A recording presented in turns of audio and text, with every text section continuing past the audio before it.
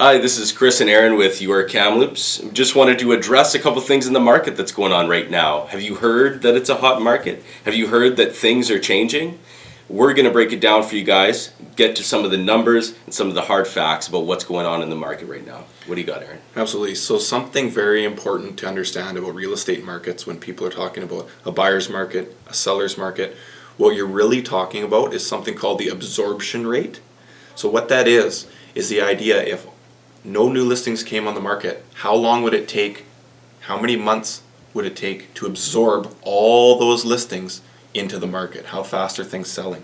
So in Kamloops, if you have over 11 months supply of inventory, so it would take 11 months for all those homes at the rate of sales to sell or be absorbed. Over 11 months is a buyer's market. Under 7 months is a seller's market. And as you can see from this graph, 2004 until 2007 we were in a seller's market, and we haven't seen that until around 2015. Then we entered into a seller's market again. So this is a totally different market than we saw for about a decade here in Kamloops.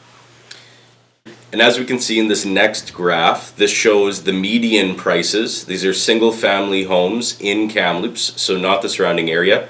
We can see that we were in a seller's market from 2004 increasing into 2007. 2008 to 2015, the market was relatively flat, and now, in the last 24 months, things are starting to change. In this next graph, you can see those last 24 months. As prices are increasing for single-family homes, things do still expire. Price reductions are still often needed with houses to sell. Even in a seller's market that we're in now, you need to think about being competitive.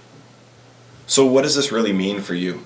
If you're selling high, but you're moving in a lateral market, and you're selling in Kamloops and buying in Kamloops, you sell high and you buy high, are you really in a better position? Maybe not. What we have seen is that some people who are downsizing or moving from a single family home to a townhouse or an apartment are doing well, because townhouses and apartments don't typically have the ebb and flow that a single family detached house does. So you can get top dollar for your single family house and still get a good price on a townhouse or apartment. What about the time of year? Fall and winter still are good times to sell. A lot of people say, oh, I want to wait until the spring. Okay, that's true, I get it. You want to do your landscaping, the house might show better, the property shows well, etc. But you're also going to have a lot more competition in the spring. Still a really good time to sell in the fall and the winter. A quick note to buyers. When you're getting ready to buy, come January, everybody's going to have to qualify under a stress test. So make sure you get pre-qualified, pre-approved for that mortgage.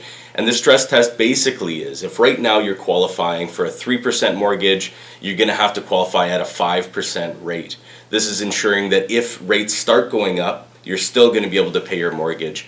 This is a way that the government's trying to slow down the real estate market. Finally, we want to mention something called Your Neighborhood Program.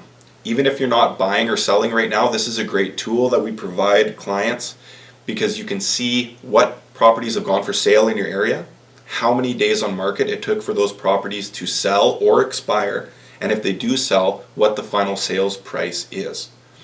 Reach out to us, yourkamloops.ca, or on Facebook. If you have any more questions, just ask.